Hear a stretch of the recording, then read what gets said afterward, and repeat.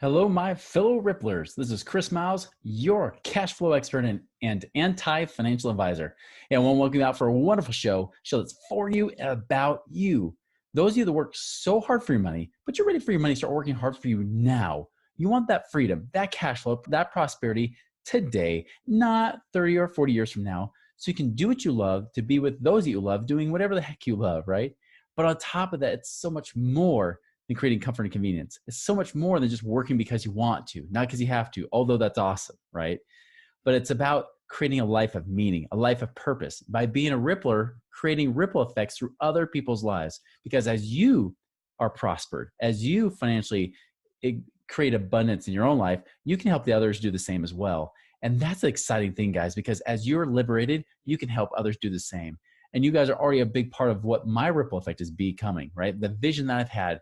Thank you so much for making this possible, because the fact that you're binging on this and sharing this with other people and talking about this and creating conversations, that kind of wealthy conversation, that kind of prosperity is what creates a ripple effect that changes the world in ways that no government or politician can. So guys, thank you so much for being a part of this movement. Hey, as a reminder, you can check out our website, moneyripples.com. There's great blogs on there. There's even the book, Beyond Rice and Beans, 7 Secrets to Free Up Cash Today, if you want to find ways to create money now. Also, if you guys have questions for me, you say, Chris, I'm ready to take it to this next level. I need a plan that works, something that creates prosperity and cash flow now, passive income now. Feel free to shoot me an email, chris@moneyripples.com, and you can go ahead and find out how to do that. So today I want to talk about something that's been on my mind for a while, right? And this is something I've already alluded to in several episodes, but I want to focus an episode just on this, because there's a massive difference between transactional wealth and passive wealth, right? Or transactional income and passive income. Now, so many people will, and I've seen this through the years, people will say, yeah, but Chris, like so-and-so that I know is wealthy, they do this. Hey, Chris, so-and-so is wealthy, they're buying mutual funds and they've got tens of millions of dollars. Or Chris, I know so-and-so that does this. Now, here's the key factor.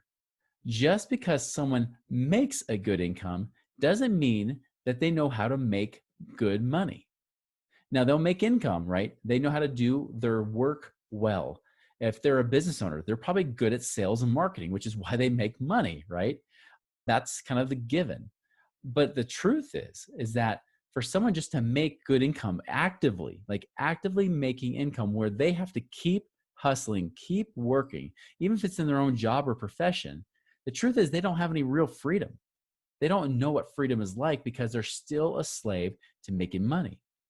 And I started to see this more and more as I started to meet more investors, right? Especially some of my investor friends that have these multi-mega million-dollar businesses, just awesome, massive businesses where they make so much money. And they even have a little bit of a lifestyle to go with it. But they're working overtime hours to get that life. And it kind of begs the question, is that the life that you want? Do you always want to have to be hunting for your food, always having to kill it? Now, here's a key principle I want you to remember. I do believe, like in the Bible, when God said to Adam and Eve, by the sweat of your brow, you should work all the days of your life. Now, I don't believe he said, hey, by the sweat of your brow, you should work only to your age 65, right? I actually do believe there has to be work involved. You still have to earn your keep, this rent on earth, by creating value and serving people and solving problems. And naturally, money comes from that too, especially in most of the cases, money will come from it. Not always, but in many, many cases, right? But there's also this lie too that people think, oh, well, passive income, that's the way to go, where I do nothing and I get something. Guys, that violates the law of the harvest. You cannot receive what you don't give, right? You've got to be a giver. You got to be giving something to receive something in return. But that being said, I do not believe that you have to work your tail off 9 to 9 or 8 to 8 or whatever hours you have to work in order to have a great life. And I learned this when I first started to really open up to this idea, because I was the guy that I loved to work, right? Even when I could retire, I wanted to keep working and doing something to keep myself busy. I'm still that way. Even though right now I'm able to be retired, right? I was able to get out of the rat race over 3.5 years ago. Still, I love having a purpose. I love having a mission. And the ironic thing is I make more money now than I did before when I was working overtime hours, and I'm working part-time right now. But the thing I started to realize was I was meeting with a business coach, right? We actually got together for lunch. And as she was talking with me, she said, Chris, what are your goals in your business? And I said, I want to be like the next Dave Ramsey, but an abundant version of him, right? Not the guy that's scrimping and saving and telling you to live on rice and beans, but someone that's actually prosperous, and he's got a massive 100 to $200 million a year business, right? So I said, I want something like that. Maybe not $100 million a year, but hey, I love 10 or 20 million a year. Her question to me following that was, well, why? I said, well, I mean, I feel like that's where I have to get to in order to have an effect on people's lives. And she said, well, what are you willing to do for that? I'm like, well, I figure I'll probably have to speak and do things. She's like, Chris, let me give you some advice here. She's like, I've worked with some of the biggest info network, like the info marketers that are out there, right? People that have sold tens of millions of dollars in their coaching programs, if not hundreds of millions. She's like, I'll tell you, once you hit over 5 million a year, your life will drastically change. She's like, especially if you go the speaking route. If you go the speaking route, your life is going to be completely different because you're going to be out there speaking all the time, but you won't have a life. So she's like, are you just doing this for impact? Are you doing this because you want comfort? Because if you want comfort, I know a lot of people that have very scaled down businesses making 300,000 a year that have more of a life and even more money in some cases than people making, 3, 10, 20 million a year. She goes, they got to hire huge teams. They got massive systems and everything else. And when she said that to me, I said, oh, that's interesting. I never considered what the lifestyle aspect would be. I always thought about, well, yeah, there's impact. And yeah, the income will be cool, but look at the impact I'm making in the world. But based on that model, especially a speaking event model, that would be tough. And so, in that moment, I started to challenge that belief. I thought, well, do I want to keep working my tail off? Or do I want to have a life, especially a life with my family? The kind of life that really people dream of, probably you dream of as well. So, that came to fruition for me, like, especially about 5 years ago when I went through a divorce and I redid my whole business model. I got rid of the event model. I stopped doing so many events of my own live events. I stopped trying to go and speak all over the country. Now I'm very, very selective who I speak to. And if at all possible, I'm here, right now, doing what I'm doing. And I said, hey, I only want to be doing the things that I feel that light me up the most, and working with the people that light me up the most, the people that actually are fun to work with, not just taking on anybody because they want to be a client, taking on the kind of people that I want to work with. And guys, that's when my life completely changed. When that focus went away from just revenue generation and instead to profit and lifestyle, everything became different. And then, of course, when I focused away from not just trying to create, trying to generate revenue in my business, right? Just trying to always kill what I eat, so to speak. Instead, I started saying, hey, well, how can I take some of this money and get it to make more money for me? How can I get my money to make babies, right? How can I make little money babies running around, I'm already good with the real life babies. I've got 6 of my own kids. Now, how to get money babies working, right? And so that's when I started looking at, of course, going back to passive investments. I had to break fear barriers from being burned in the last recession and getting back into that again and doing those kind of things. And then creating residual income streams also through my business in different ways where I said, holy cow, I could stop the active part of my business, right? Because if you've heard my previous podcast, I have 2 active streams of income. One is I do consulting where I help people create this anti-financial plan, right? Where I'm not a financial advisor of the sorts I'm telling you to buy mutual funds. I'm someone that's more guiding you to say, hey, how do we do things outside of the market, right? So I have that one income stream. And then the others, I'm doing like those infinite banking life insurance policies where we get this supercharged tax-free savings account and get it to work to create money twice with your investment money.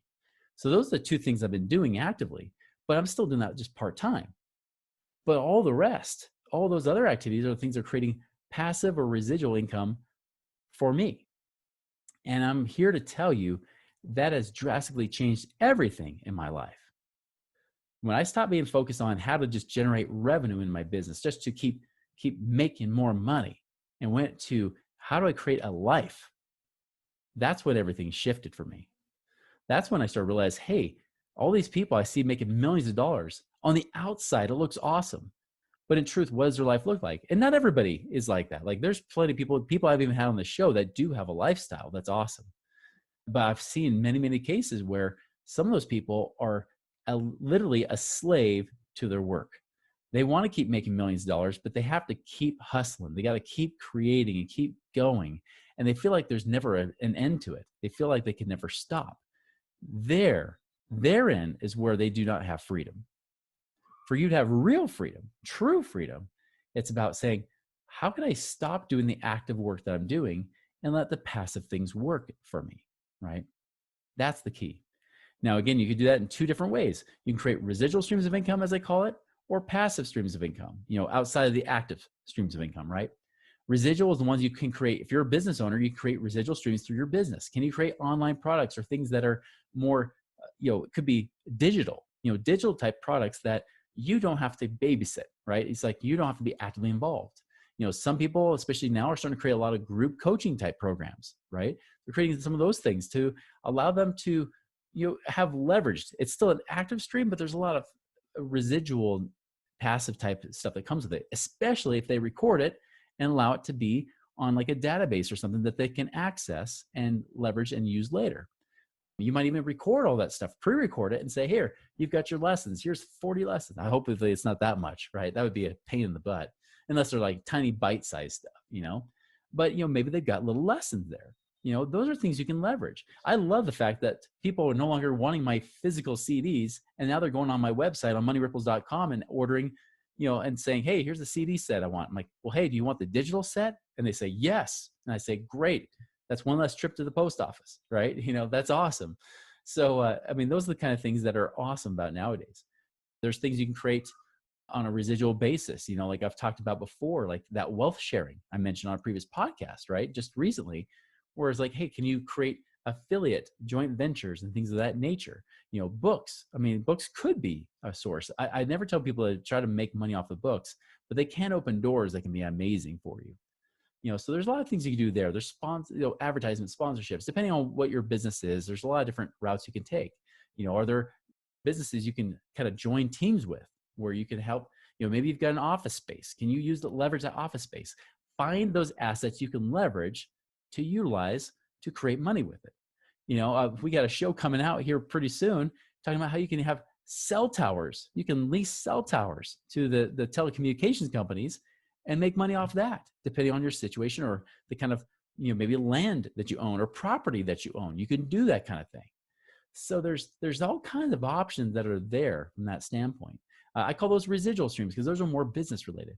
Passive income streams are the things where I say, let's turn your net worth into cash flow, right? How do we take the money you have? Like maybe money is sitting in the stock market. Maybe it's money sitting in just savings accounts. I got so many of you coming to me saying, Chris, I've already pulled money out of the market. I'm scared to even put it back in, even though the market's recovered a little bit. But regardless, how do I get this money working for me? Well, cool. What can we do with this? Like I just talked to a guy the other day. He said, he had a property that had 200,000 of equity, but he's only making about 150 bucks a month. And I said, buddy, that cannot happen. And he's like, well, do you think I should do a cash out refinance and get more cash out? I said, if you do that, now you'll be in the whole 1,000 a month and trying to make money back to break even. I said, you'd be better off selling your property, taking that equity, put into other properties that are actually good turnkey properties, pay a good return. Maybe you can make at least a 10 or 12% return. So if you made 12% on that money, 200,000 of equity. Now you take that and put into down payments on properties, leverage with mortgages and things like that. Now your cash on cash returns is somewhere between 1,600 to 2,000 a month. That's much better than 150. Again, it's about that leverage. And that's what creates more freedom, right? Managing your own expenses, make sure you're a wise steward of the money you have coming in and going out too is very important. But to be able to take that money and then turn it into something where it can start paying you each and every month without you having to pay, put a whole lot of work into it. Now, granted, like someone says, buying a property, well, that's not fully passive. I still have to go through the mortgage process and buying process. Yep, that's your dues. But the returns on that, and not to mention less risk is amazing. Like it's amazing to consider compared to, doing like a syndication, or where you're putting money into a fund where you do nothing. Like we mentioned AHP on the show, right? You can put money into a fund like that. You do nothing. It's awesome. But at the same time, you also have less control. So there's a little bit more risk, but there's less work. So there's that give and take, correct? Either way, the key point I want you to get from this is this. is not to focus your life around just creating money, just creating income that you have to work so hard for. And that's okay. That can be your engine to speed up the process to create passive income. But don't make that a long-term thing where you keep, especially if you're a business owner, you keep reinvesting in your business and then realize you're just reinvesting and trapping yourself in a job more and more and more, a high paying job, but you're stuck. You've got to get that money also in places that allows you to have multiple streams of income that are passive, that are residual, that are coming in after you've put in some upfront work or a little bit of effort. Then it pays you on a regular, consistent basis. And especially if it's in things that aren't speculative, don't go for these things that are paying you 10% a month, I said, not a year, 10% a month. Those things are too good to be true in almost every case. There are some exceptions, but those exceptions are so rare that most of you probably wouldn't even see those unless you have become more of a master investor yourself and you're doing things with notes and things like that on your own. But even then, that requires a lot of energy and work. That's going to become active income for you, right? So I get that, and that's fine. But go for the passive route. That is where I believe true wealth is when now you have a life that's rich, a life that allows you the freedom to do what you want with those that you love, right? To be with those you love, especially when they still love you. And to be able to live that life of purpose and meaning, and to be able to give back in greater ways and make this world a better place, creating your own ripple effect. That is the kind of wealth I signed up for, and I hope you do too. Again, if you got questions, you can always shoot me an email, like I said at the beginning of the show. But guys, I want you to have that life of freedom. It requires a mindset shift to go away from just trying to create active wealth and go into passive wealth. Guys, I hope you make it a wonderful and prosperous week, and we'll see you later.